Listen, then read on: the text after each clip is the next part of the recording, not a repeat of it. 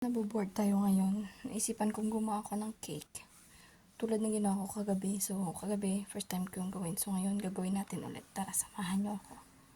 Siyempre, ito yung kailangan natin yogurt, vanilla, flavor, itlog, mantika, harina, baking powder, and sugar.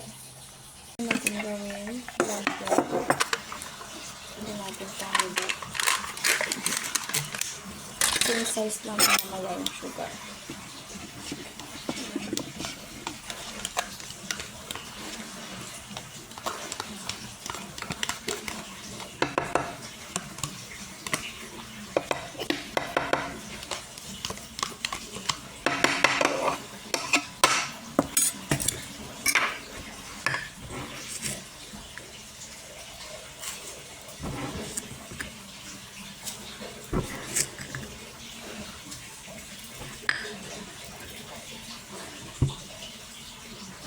Dapat puno din siya.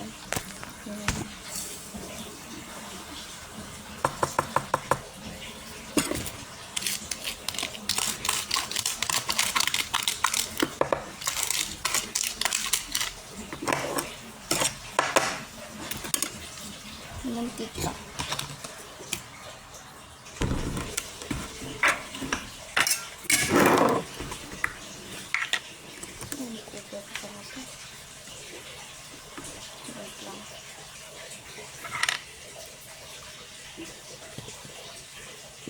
Mga gabang lang ba? Hindi siya half. Parang sabihin. Yan. Tapos, lagyan natin ng konting vanilla. Konti lang ha. Konti. Yan. Tapos yung itlog. 1, 2, 3. Tapos, i-blend natin.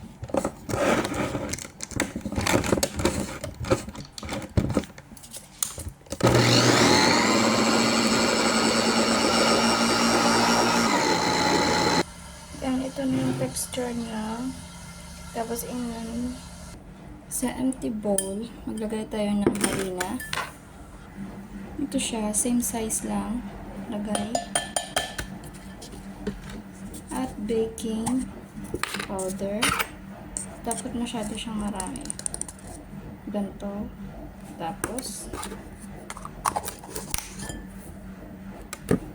mix lang siya. Mix lang siya natin.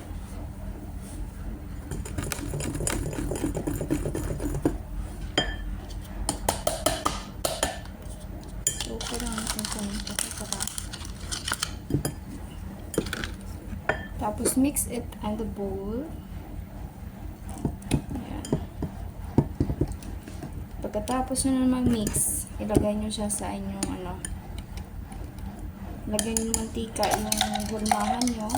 Tapos, ilagay nyo sa foron, 30 minutes. 30 minutes nyo siyang ilagay. And,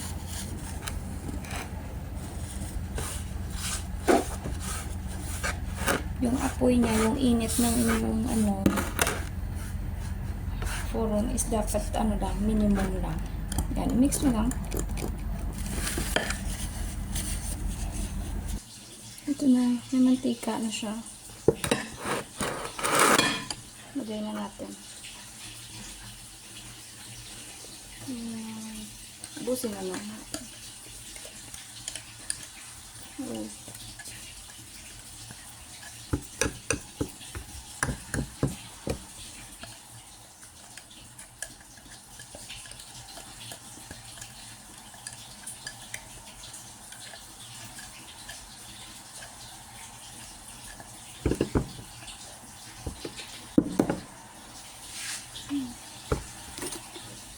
Dapat pala meron kayong condense kasi ibang toppings natin sa taas.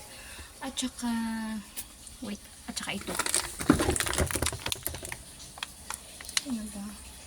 Yan, masarap kasi pag ganito tapos may condense. Ano siya natin? 30 minutes lang.